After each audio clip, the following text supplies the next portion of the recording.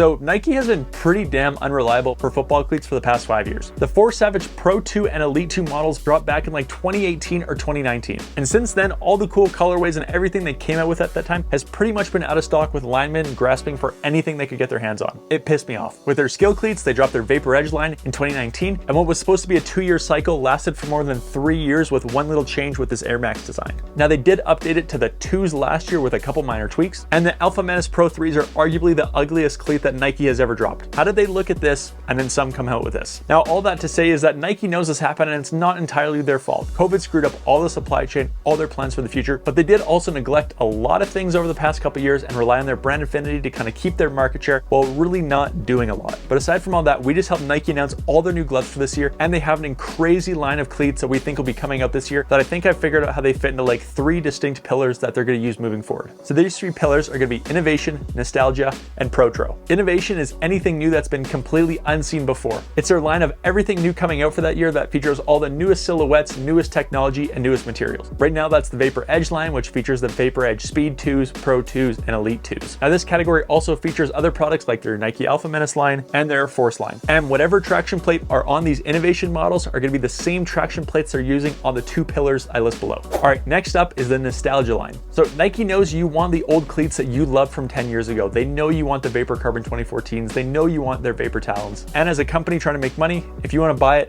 they want to sell it to you. The problem is they can never admit that something they have back then is better than something they have now. So they take the old stuff, modernize it a bit with some of the features from the innovation line, put that together in a package, and sell it to you. They did this last year with the Vapor Edge 360 VCs, a remake of the Vapor Carbon 2014s. And this is basically the Vapor Carbon 2014, except they switched out their original carbon fiber traction plate, which everyone loved, for their new 2-piece edge system. The real reason people love the Vapor Carbon 2014 was that traction plate. But you gotta remember, a large portion of this nostalgia is held in the silhouette, so they can't change anything about the upper. All they can do is change that traction plate to deliver something new to you that feels kind of like the old thing. Now this year, they're gonna do the exact same thing for the Vapor Untouchables. Now we already saw Jamar Chase testing these out in practice and then in games. And it looks like the original Vapor Untouchables again, except they changed out the old traction plate, and now they put the same edge traction plate on this model. What that tells me is anything new from the innovation line that's gonna come out this year, if anything does, is gonna have the same traction plate. Now for lineman and big skill, there's nothing that really holds that same brand affinity like the Vapor Carbons or any of the big skill, so don't expect to see anything new from these 2 categories in this pillar. Finally is Protro, and that stands for Performance Retro and was first done within the Kobe Protros. And although you might not think you know what this is, you actually already do. See, every cleat customizer out there right now is making Protros. They're putting a Jordan 5 silhouette over top of a Vapor Edge Speed, it's a Protro. It's got the newest performance, the newest traction plate, but when you look at it, it has that retro feel. Now, do you think Nike has been happy watching cleat customizers pop up out of every corner over the past couple years?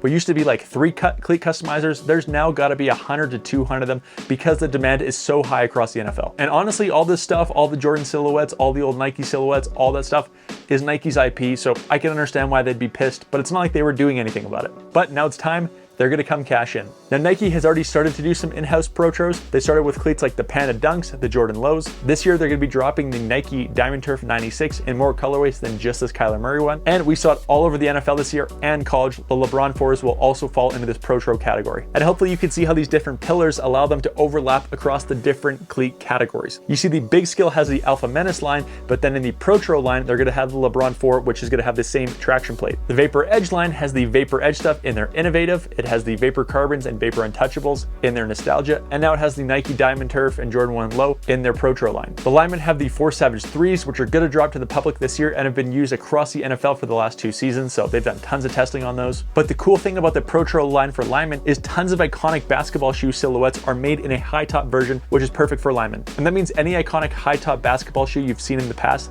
like these 2, can now be made for linemen, which is sweet. So yeah, that's the strategy. And I guess depending on the light that you look at this in, you could either be really pumped about this. At the end of the day, it looks like they could be dropping up to like 10 different cleats this year. You could have the Nike Vapor Edge Speed 3s, Pro 3s, and Elite 3s, Diamond Turf, the Untouchable, the Alpha Menace Pro 4, Elite 4, and LeBron 4, and the 4 Savage 3s. Or you could look at this and say Nike's actually not doing a lot. They're just taking all the old stuff and bringing it back, repackaging it, and selling it to you, which is happening a lot nowadays. Personally, I'm in the middle because new innovation doesn't always hit the mark. I see this giving the consumer a ton of variety, a ton of options, a ton of colorway, a ton of nostalgia, and picking something that they want at their budget. So regardless of how you look at it as a consumer, even if you think it's a little bit of a cop-out, it's still a win. So that's all I got today. I hope you enjoyed, and if you didn't, tell me down below and I'll fight you down there.